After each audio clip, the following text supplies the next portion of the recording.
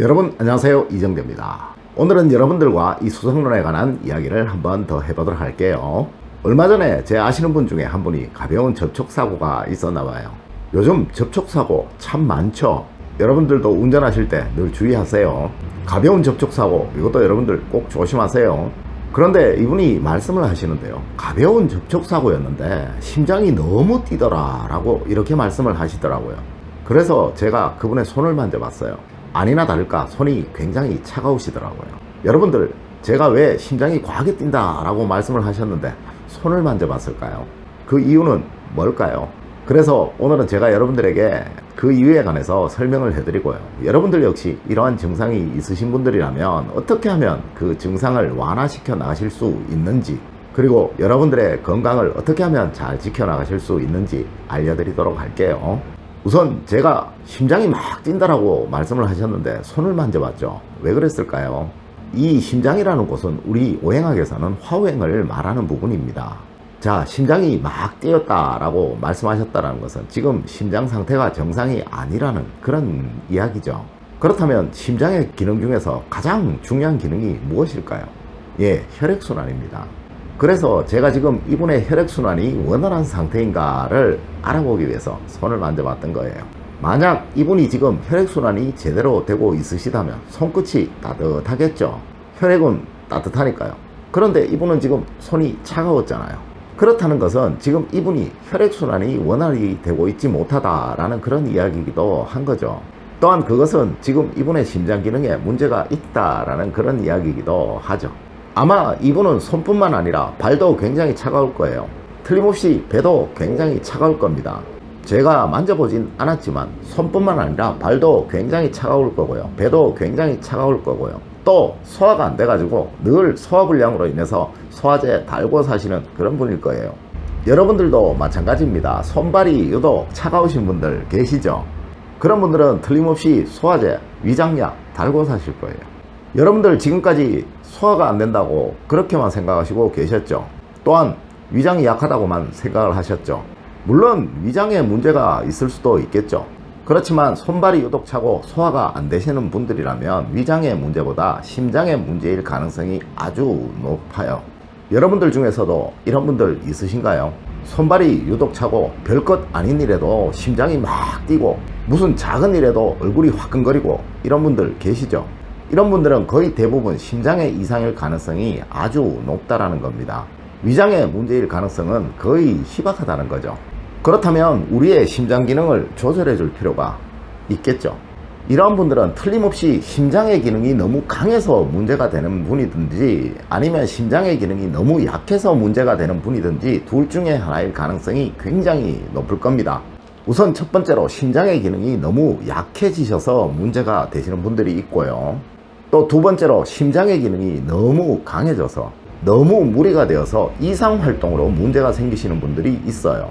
우리 동양학은 항상 약해서 생기는 허병이 있고 너무 과해서 생기는 과병이라는 것이 있습니다. 세상의 모든 것들은 너무 없어도 문제지만요, 너무 과해도 문제인 거예요.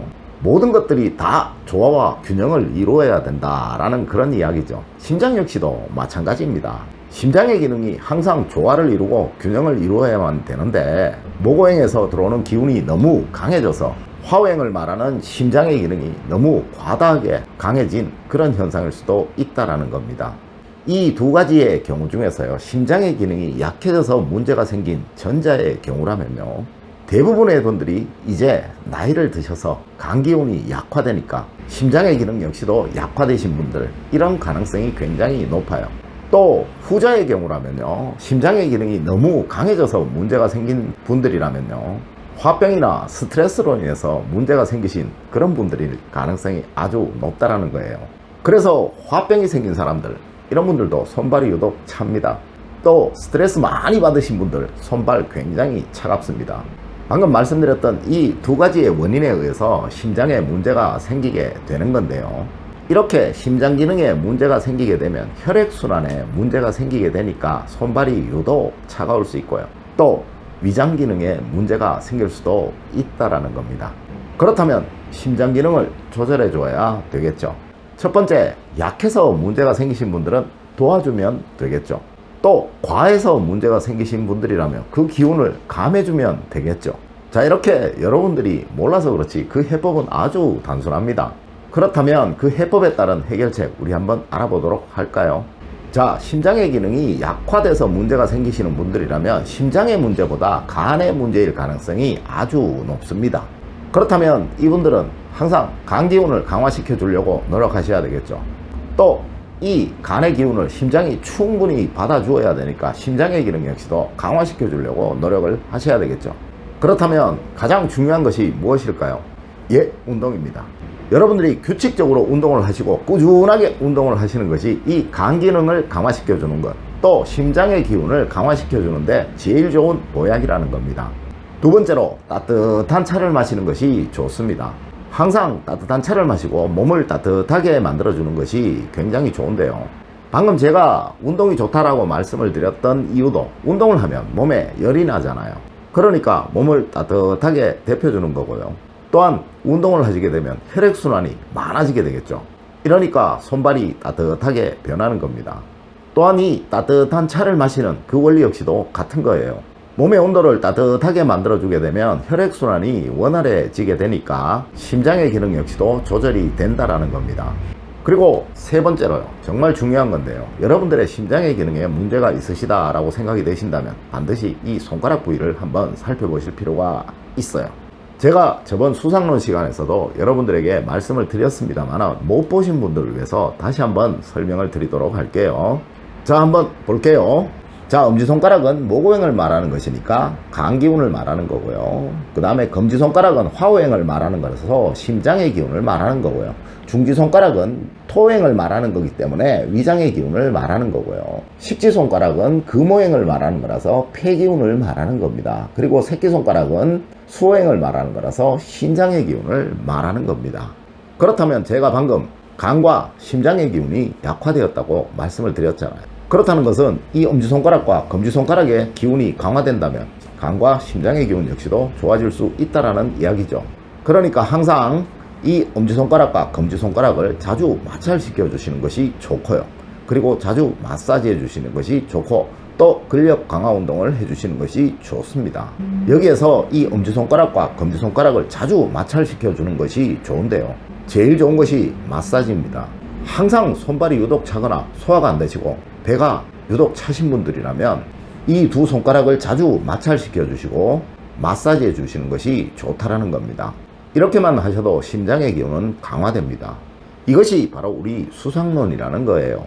이 두 손가락의 혈액순환이 원활하게 될 수 있다면 여러분들의 심장의 기능도 곧 제자리를 찾으실 겁니다. 또한 위장의 기능 역시도 금방 제자리를 찾아갈 거예요.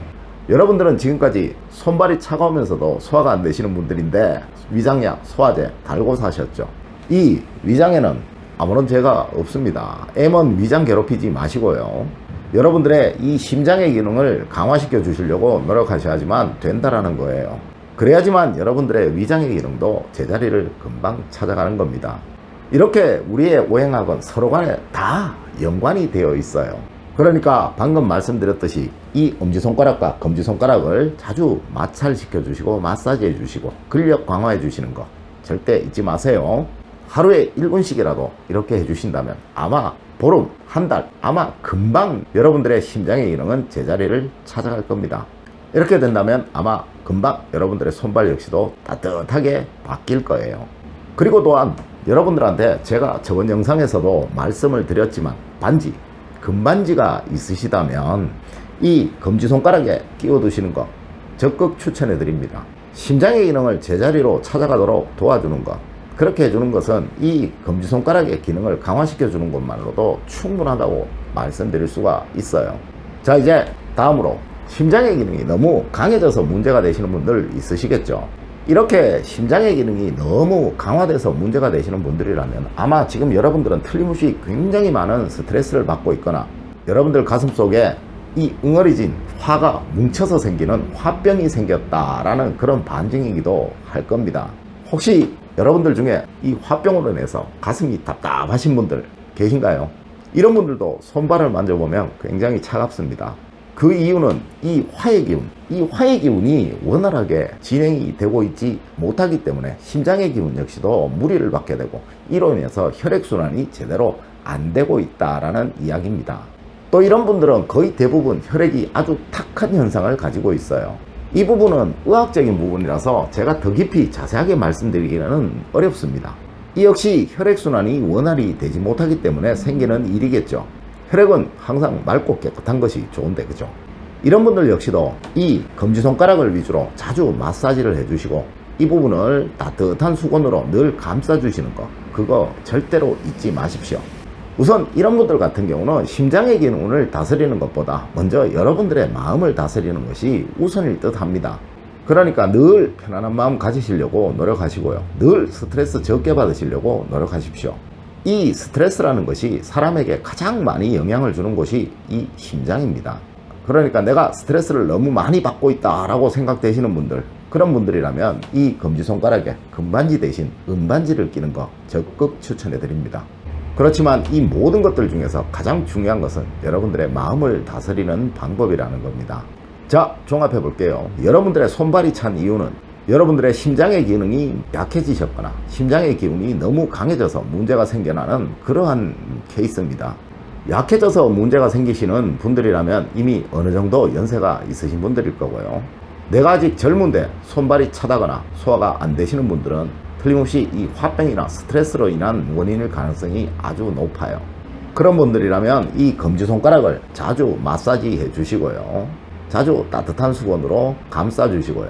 여러분들의 마음을 늘 편안하게 가지시려고 노력하시는 것, 그것이 가장 중요한 포인트라는 거 잊으셔서는 안 됩니다. 하지만 이 모든 것들 중에서 가장 좋은 것은 여러분들이 꾸준하게 규칙적으로 운동을 하시는 것이라는 거, 여러분들 반드시 명심하여 주셨으면 싶습니다. 오늘 제가 여러분들에게 드린 말씀 꼭 명심하셔서 여러분들의 건강 늘 유지하시는 그런 여러분들이 되시기를 부탁드리겠습니다. 늘 올바른 학문과 올바른 지식을 여러분들에게 전하도록 노력하겠습니다. 여러분 긴 시간 감사드립니다. 감사합니다.